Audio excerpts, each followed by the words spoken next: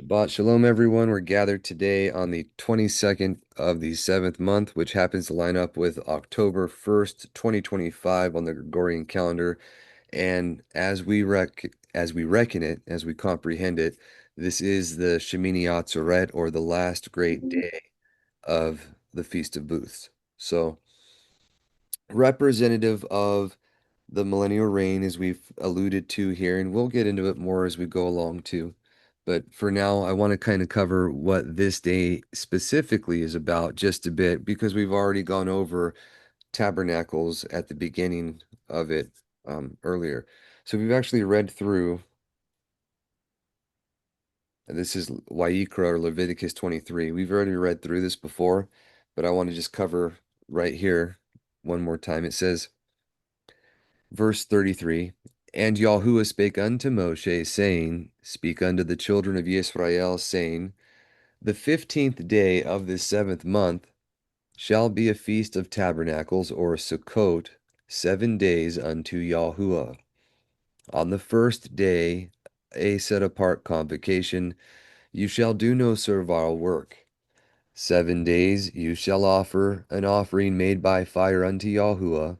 On the 8th day shall be a set apart convocation unto you, and you shall offer an offering made by fire unto Yahuwah. It a solemn assembly. You shall do no servile work, meaning that you're not doing work to be compensated in. You're not paying people to do anything for you, right? Servile work. These are the feasts of Yahuwah which you shall proclaim, set apart convocations, or set apart gatherings.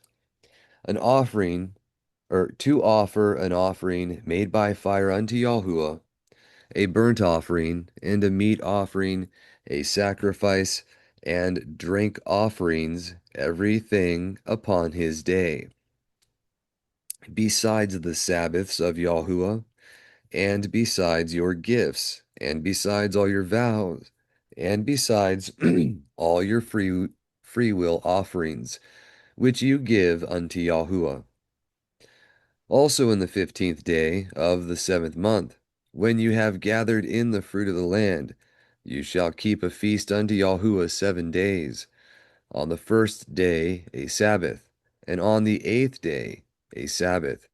And you shall take on you, or sorry, and you shall take you on the first day boughs of goodly trees, branches of palm trees, and the boughs of thick trees, and willows of the brook, and you shall rejoice before Yahuwah your Elohim 7 days. And you shall keep it a feast unto Yahuwah 7 days in a year, a statute forever in your generations, which we covered before. This means it's applicable for us today if we are his seed, which we are, as we've been covering that, right? That means that to the best of our ability, we ought to try to do these things. At least the ones that mention that they are for our generations everywhere that we are. In all your dwellings, it even mentions. It says, You shall celebrate it in the seventh month. You shall dwell in booths 7 days. All that are Yisraeli born shall dwell in booths, that your generations may know that I made the children of Israel dwell, or to dwell in booths, when I brought them out of the land of Egypt. I am Yahuwah your Elohim. And when we have the greater Exodus, as it's called, the second Exodus, as it's called, when he gathers us and he says, No more will it be remembered that Yahuwah our Elohim who brought us up out of the land of Egypt.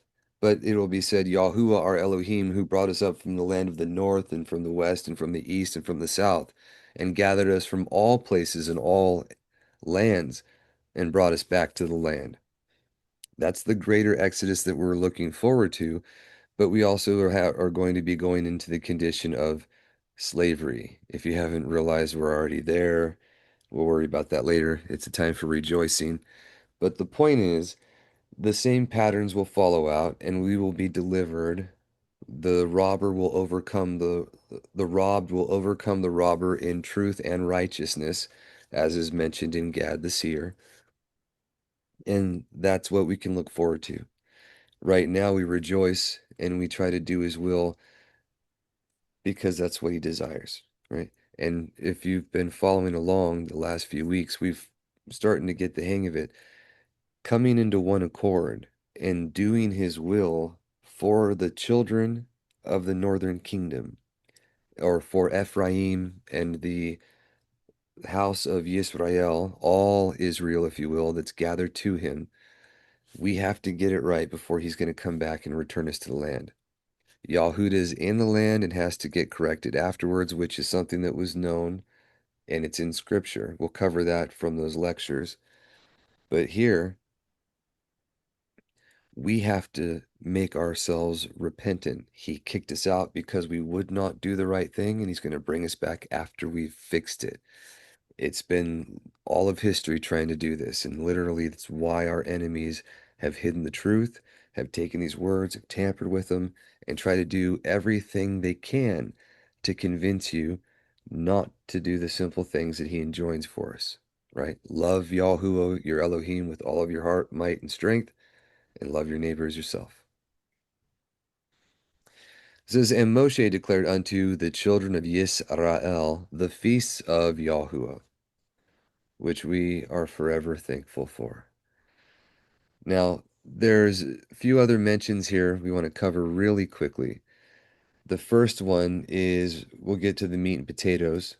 When Yahushua was in the flesh walking in the land, he kept tabernacles. He mentions it himself. And as today is Shemini Atzeret, I wanted to kind of cover that. We have read this before, but I will just quickly cover it again.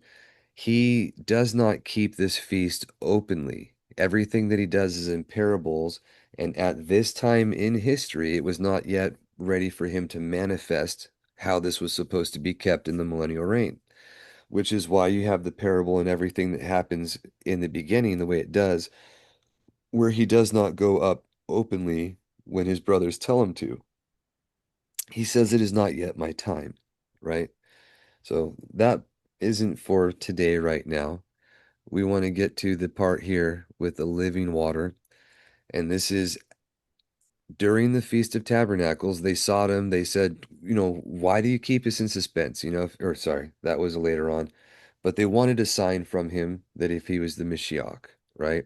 And he's talking to them, trying to tell them he's told them who he is, but you won't believe him. However, he came in, sorry, on the Feast of Tabernacles here, he came in secretly. He started teaching openly in the middle of the feast, which the truth starts making himself known to you during these times, which is part of a parable. And then here at the last great day, it says, in the last day, the great of the feast, Yahushua stood and cried, saying, if any man thirst, let him come unto me and drink. He that believes on me, as the scripture has said, out of his belly shall flow rivers of living water. But he spake of the Ruach, which they that believe on him should receive. For the Kodesh Ruach was not yet, because that Yahushua was not yet esteemed. And he had mentioned, don't mention these things until after you see me esteemed, or till after I've risen from the dead.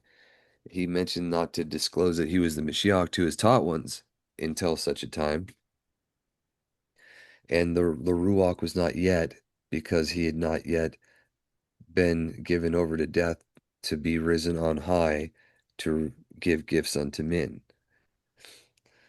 Um, this part is directly alluding to what I believe is in Yeshayahu here, 43, where it talks about the living waters, which I wanted to cover. And please forgive me if this is not the right one. I do believe it talks about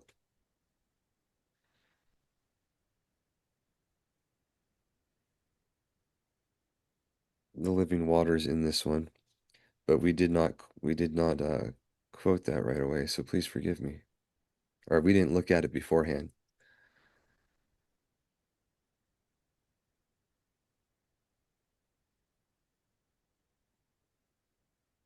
No, that's the wrong one. Sorry about that. Hold on one moment.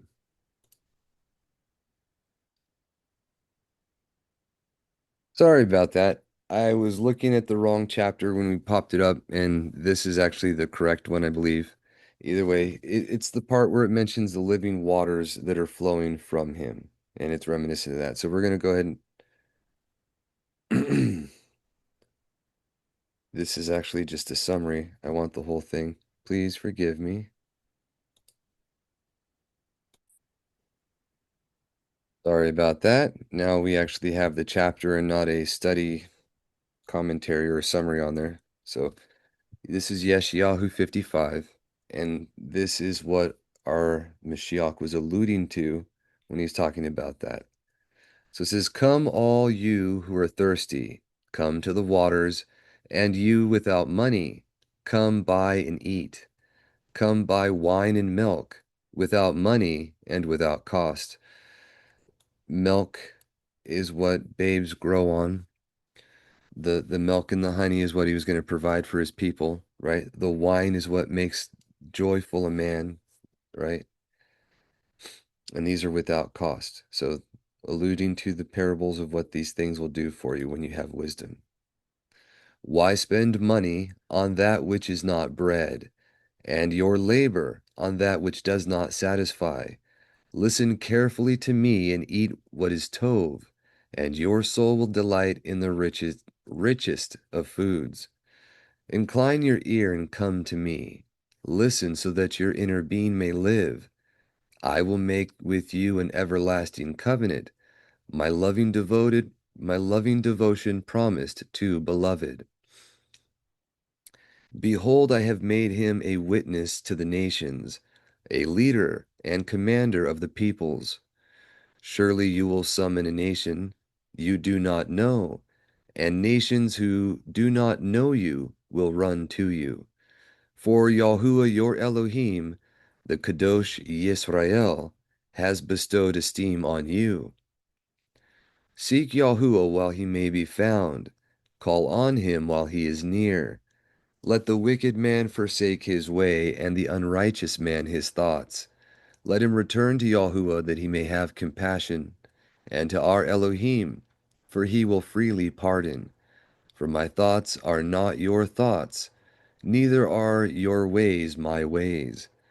For as the Shamayim are higher than the earth, so my ways are higher than your ways, and my thoughts than your thoughts.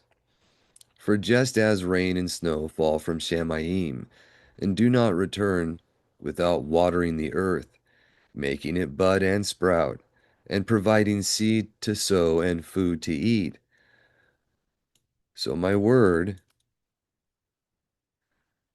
that proceeds from my mouth will not return to me empty, but will accomplish what I please, and it will prosper where I send it. You will indeed go out with joy and be led forth in shalom. The mountains and hills will burst forth into song before you, and all the trees of the field will clap their hands. Instead of the thorn bush, the cypress will grow, and instead of the brier, the myrtle will spring up. This will make a name for Yahuwah, an everlasting sign never to be destroyed. And this is talking about the return. We're going to go out in joy and be led in shalom, right? We're going to be returning. It's not going to be disastrous for his people when he comes. It's going to be the beginning of the consummation of the times where things will be wonderful. And one last reference, the first reference of where we have this mentioned in scripture that alludes to the living waters being poured out and revelation being made at this time is right back in where it was first referenced. This is from the book of Yobelim. I believe it's chapter 32 here. And we had read this at the beginning of Tabernacles this year, so we're not going to reread it again. But I do want to reiterate the first mention here of the addition, which begins, oh, past it, right here, verse 16. And it says, "And on the following night, on the 22nd day of this month, Jacob resolved to build that place and to surround the court with a wall and to set it apart and make it set apart forever for himself and his children after him. And Yahuwah appeared to him by night and Baruch him, or blessed him, and said to him, Your name shall not be called Jacob, but Yisrael shall they name your name. And he said to him again, I am Yahuwah who created the Shamayim and the earth, and I will increase you and multiply you exceedingly. And kings shall come forth from you, and they shall judge everywhere, wherever the foot of the sons of men has trodden. And that's a phenomenon that you see being fulfilled shortly after the uh, the birth of or the migrations into Egypt. When you had Zerah and Pharez come of age, if you will, Zerah's children left. Many of them did not stay in the area. Many Hebrews went with them and they repopulated the Grecian area. They founded different city states that were previous to them and they reinstituted some and they founded Troy, uh, Attica, Athens was re-inhabited. But these were all Hebrews that left. Sons of Zerah were leading them, and they were known in antiquity, mentioned in I believe it's Kings and Chronicles, when it's talking about the wisdom of Shalomo and how it was greater than Darda and Calcol, the sons of Mehol, who were of the line of Zerah. Darda was the one that founded Troy. His son Troyan was the one Troy was named after, but that's for a different time. These are all mentioned there, however, and this is literal fulfillment of this injunction. The sons of Zerah started spreading out and literally populating. They didn't rule over everyone in these areas, but they were ruling over men in every area that men lived. And that was continuing throughout time to the point where you have all the monarchs of Europe from the line of Dawid or the line of Yahuda and intermarried with the line of Dawid, and that's including the presidents of the United States. Um, you can see it in Esther, where she's married, she's of the the line of Yahuda. She's a cousin to Dawid, if I remember correctly, but she married and became the queen, and all the Persian monarchs after her were her children. So it's the same principle that happened all through history. Um, Part of the proof texts that show that Ephraim is Britain is the fact that the remnant of Yahuda of the line of Dawid, as foretold in Yechezkiel or Ezekiel, and as accomplished by Yirmiyahu, was actually it was done. And then it happened so that the seed of Dawid was still reigning over the children in that area. But I digress there. Right here, it says, And I will give to your seed all the earth or all the land which is under Shamayim, and they shall judge all the nations according to their desires, and after that they shall get possession of the whole earth and inherit it forever. Now, whether this is literally the whole world, which the age to come is true, but the land is always being mentioned there.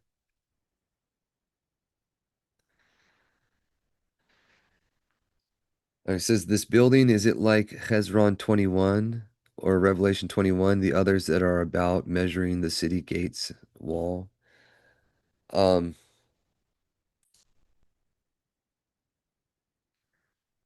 I'm sorry, I don't know what building you mean.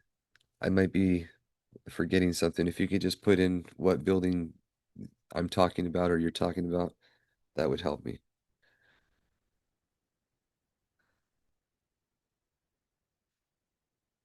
Let me see here. It says verse 16 that you're on. Okay, so sorry about that. Let me look. It says, and on the following night on the oh, This was, yeah, Jacob on the Shemini Atzeret. He wanted to build the tab. It was in his heart to do that, just like it was in David's heart to build the tabernacle. But this was shown to him that this was not the one. And yes, he was probably shown the Shamayim Yerushalayim that is the dwelling place. It's not to be in Bethel, however. So he was being corrected because he wanted to make the permanent dwelling place for them forever. And Yahuwah had to show him, well, you had the right intention, but it's not the right spot and it's not the right time, right? So you're probably, yes, that was about that. Although he wanted to do it here in Bethel because he thought from the vision he had seen that that was the case, right? But yes, but the shadow picture of it is Yes, perfect. absolutely. And that was for today, yes. So then, and this all happened on, well, this happened the night of, and then on the 22nd, he keeps it as you're going to read here. But he goes, and I will give to your seed all the earth. Right. I just said that. Whether this is literally the land, which will happen from the river of Mitzrayim to the river Euphrates, right? But it's also all the world to come will be inherited by his people, his chosen, his children, Yisrael, and all those that chose to sojourn with them. And he finished speaking with him, and he went up from him, and Jacob looked till he had ascended into Shamayim. No one's gone up or come down except the son of Adam. That's what Yahushua said. That's one of the keys that you can look here and say, oh, well, this must be him, right? And he saw in a vision of the night, and behold, a melech or messenger descended from Shamayim with 7 tablets in his hands.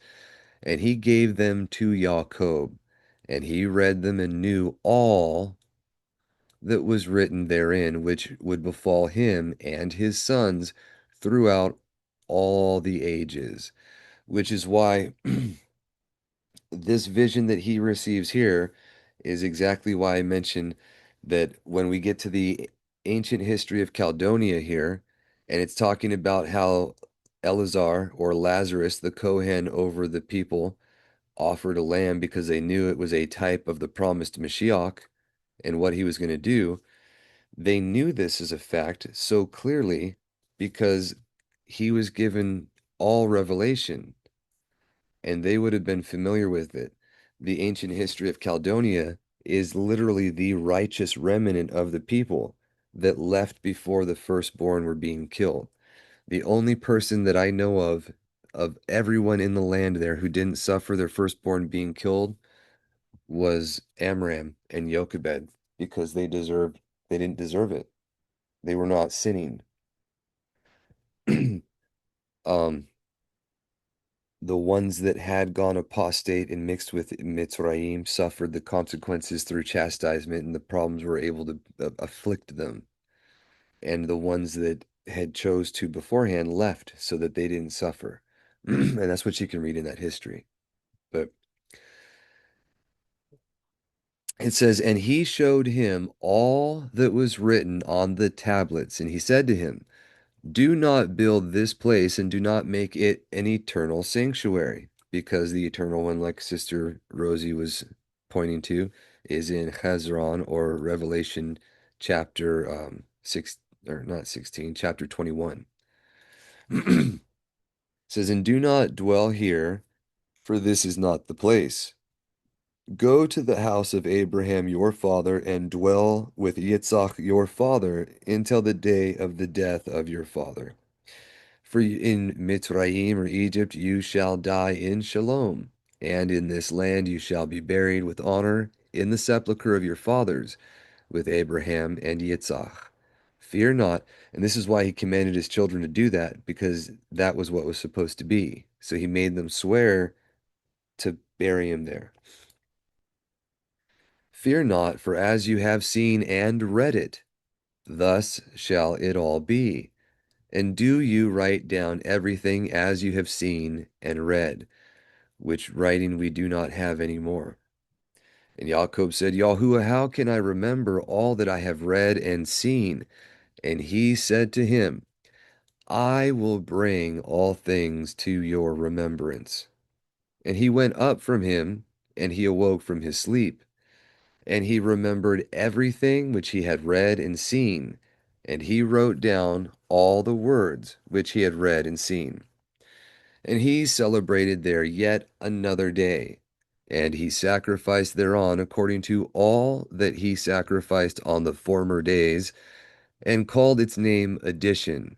For this day was added, and the former days called, or days he called the feast. And thus it was manifested that it should be, and it was written on the Shamayim tablets. Wherefore it was revealed to him that he should celebrate it and add it to the 7 days of the feast. And its name was called Addition, because it was recorded amongst the days of the feast days, according to the number of the days of the year. Which you see instituting it when he was receiving full revelation. This was one of the things that it mentions that we see in the mirror dimly, but then we will know him as we are known, and we will see face to face. That's when there won't be any more of this confusion or any of this seeing things dimly, but we'll have full revelation. That the Shamayim tablets will be revealed to us, and we'll be able to know these things that our forefathers once knew that have been hidden, but the truth is resurrecting from the dead. Right? So, God willing, that was edifying, and we can help uh, celebrate this day for what it's supposed to be.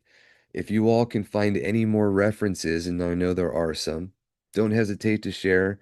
And if you find any more allusions specifically to the last great day, it would be awesome if you could share those as well. Yes, Fourth Ezra has one. I know in the scriptures they have festivals that are kept, whether it was tabernacles or not. We'll have to find them. And then Julie, Yobelim has a few. Abraham's the first one to keep it, which was, we covered that at the first one, and it was to celebrate the culmination or the fulfillment, the manifestation of the promised seed being with him, right? And it's all representative of the millennial reign where we are temporarily dwelling, shekinning with him, because it's not the forever after, but it's temporary dwellings for that millennial reign. So, Todaraba for uh, his great loving kindnesses. But you all have a great rest of your Shabbat, and we will see you in a few days for the regular Shabbat. Shavua Tov, and have a wonderful day.